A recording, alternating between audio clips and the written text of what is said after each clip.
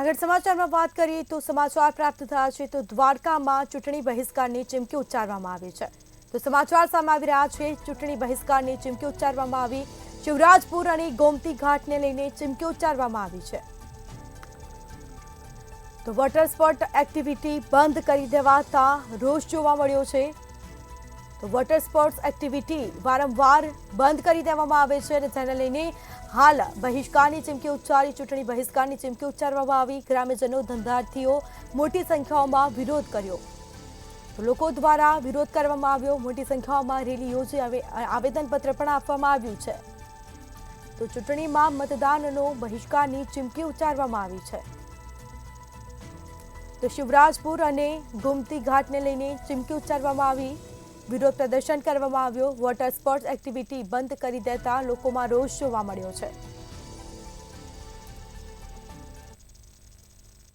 આજ રોજ શિવરાજપુર ખાતેથી વોટર સ્પોર્ટ્સ એક્ટિવિટી વાળા કેટલાક આવેદનપત્ર આપવા માટે આવ્યા હતા। એમની કેટલીક માંગણીઓ હતી, જે માંગણીઓ અમે સરકારશ્રી સુધી આવેદનપત્ર મારફતે જે અમારી સમક્ષ રજૂ કર્યું છે એને સત્વરે અમે સરકાર સુધી પહોંચાડીશું અને એમની લાગણીઓ અને માંગણીઓ સત્વરે સરકારે એમને ધ્યાને આવે એ રીતે। તો વોટર સ્પોર્ટ એક્ટિવિટી વારંવાર બંધ કરી દેવામાં આવે છે અને જેને લઈને ગ્રામ્યજનો, ધંધાર્થીઓ મોટી સંખ્યામાં વિરોધ કરી રહ્યા છે।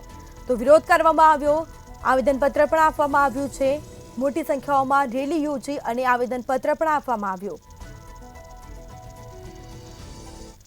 જ્યાં શિવરાજપુર ઉપર થતું હતું એ બંધ કરવામાં આવ્યું છે, એટલે જ આંદોલન કરવામાં આવ્યું છે અને આંદોલનના ભાગ સ્વરૂપે આજે અમને એ પૂરી રીતે સમજ અને જવાબદારીથી વાત કરીએ છીએ કે જ્યાં સુધી આ આંદોલનને ઉગ્ર સ્વરૂપ ના આપવામાં આવે ત્યાં સુધી આ વહીવટી તંત્ર જાગશે નહીં, એવી અમારી સમજ ક્લિયર છે। એટલે ચૂંટણી બહિષ્કાર, બીચનો બંધ કરાવવું અને ત્યાંથી રોડ બંધ કરવાની પણ ફરજ અમારી પડશે અને અમારે તાત્કાલિક આ કાર્ય રેગ્યુલાઇઝ થાય, નિયમબદ્ધ થાય અને જ્યાં સુધી નિયમબદ્ધ ન થાય ત્યાં સુધી આને વચગાળાની માન્યતા આપવામાં આવે એવી અમારી માગણી છે અને આજે અમે અહીંયા બધા આવેદન આપવા એના માટે આવ્યા છીએ।